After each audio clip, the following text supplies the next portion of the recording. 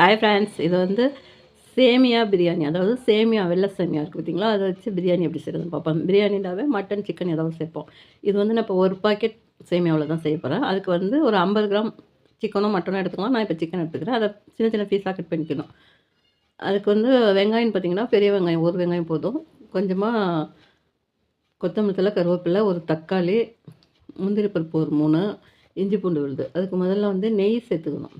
நெய் சேர்த்துக்கிட்டு அந்த வெங்காயத்தை வந்து அப்படியே நல்லா பெரிய வெங்காயத்தை போட்டு பொன்னிறமாக வதக்கணும். பிரியாணின்றாவே வெங்காயம் நல்லா வணங்கினா தான் டேஸ்ட் இருக்கும். அதுக்கு வந்து நல்லா பொன்னிறமாக வெங்காயத்தை நல்லா வதக்கிட்டு அதுக்கப்புறம் என்ன சேர்க்குறதுன்னு பார்ப்போம். வெங்காயத்தில் வந்து உப்பு சேர்த்து வதக்கணும்.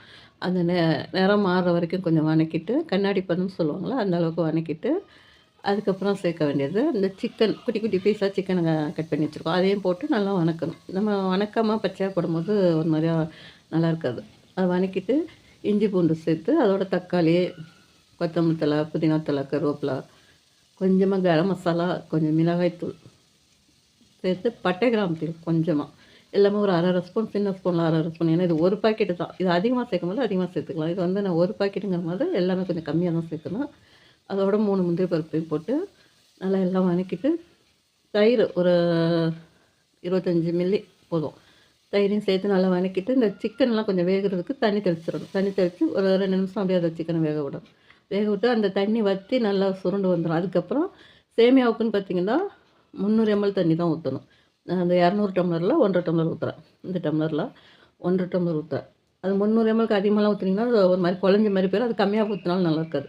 300 எம்எல் கரெக்டாக இருக்கும் இந்த ஒரு பாக்கெட் சேமியாவுக்கு. அது லெமன் ஒரு கொஞ்சமாக ஒரு 4 சொட்டு. இது வந்து மசாலா ரொம்ப இழுக்காது. இது வந்து சேமியா வந்து பாக்கெட்டில் நல்லா உடச்சிக்கணும். அப்படி உடச்சிட்டு போட்டுன்னு வச்சுக்கோங்களேன். இதுக்கு மசாலாலாம் கொஞ்சம் கம்மியாக தான் சேர்க்கணும். ஏன்னா நமக்கு அரிசி இழுக்கிற மாதிரி சேமியா மசாலா இழுக்காது. அதெல்லாம் சேர்த்து கொஞ்சமாக அப்படியே ஒரு பரட்டி விட்டு அடுப்பை ரொம்ப ஸ்லோவாக போட்டு மூடி போட்டுறணும். மூடி போட்டு ஒரு 2 நிமிஷம் அப்படியே வச்சுட்டு எடுத்திங்கன்னு வச்சுக்கோங்களேன், சூப்பராக தம்மாயிருக்கும். இதுக்கு தண்ணி அளவு, மசாலா இது எல்லாமே வந்து கரெக்டாக சேர்த்திங்கன்னு வச்சுக்கோங்க, நல்லா பொல பொலன்னு கிடைக்கும் நமக்கு சேமியா. அதாவது சேமியாவில் பிரியாணி. அதாவது பிரியாணி டேஸ்ட் அப்படியே இருக்கும். ஏன்னா பிரியாணிக்கு போடுறது எல்லாமே நம்ம இதில் சேர்த்துருக்கோம்.